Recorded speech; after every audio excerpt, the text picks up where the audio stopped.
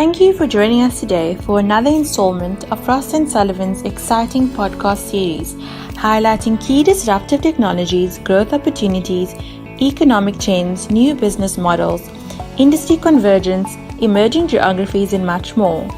I'm Zahira Ahmed, Consulting Analyst with the Mobility Research Team, and in this podcast I will be discussing findings from our recently published research on the South African automotive aftermarket industry forecast to 2023.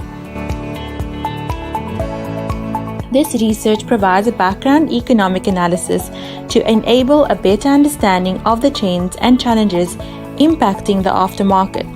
It is clear that the previous government's mismanagement of the economy led to its weakening and to the rand's depreciation, which has had serious knock-on effects on the automotive aftermarket. Another important element of research has been to look into the performance of the new vehicle sector and how vehicles in operation have been impacted, since these variables have had a direct effect on the performance of the aftermarket. Although the weakened economic climate has caused a decline in new vehicle sales, vehicle park has continued to show consistent growth. Vehicle park has, however, aged, with the average age of South African passenger and light commercial vehicles rising to 12.2 years.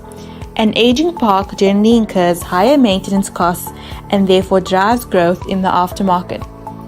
The South African automotive aftermarket has exhibited strong growth since the early 2000s and is forecast to grow annually at 5.5% until 2023. Heightened levels of investment into the sector, combined with new entrants, most notably small-sized businesses, resulted in total revenues reaching $6.6 billion in 2017. As a consequence of new entrants, market share concentration has dropped. This has not only reduced the ability of any one company to control prices, it has also effectively raised the level of competition in the industry.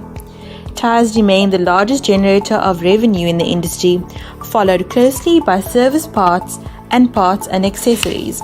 South Africa's laggard status as an electric vehicle adopter means it will remain oriented towards servicing and replacement parts, even while the advanced markets of the US and Europe gradually move toward electric components for the drivetrain.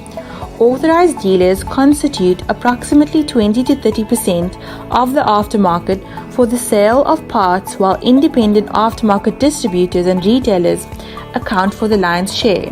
The introduction of the right to repair policy in South Africa is expected to have a significant impact on both aftermarket retailers and the repair industry. The policy aims to spur competition among industry players by lowering barriers to entry and then ultimately reducing the price of servicing and repairing vehicles which remain under warranty from the factory. The local industry is faced with significant change. The adoption of online retail and the right to repair policy will challenge businesses in the short to medium term. The adoption of new business models and establishment of new partnerships will be essential to achieving strong growth up to 2023. Thank you for listening to this quick snapshot on the South African automotive aftermarket industry forecast to 2023. We hope you enjoyed the session.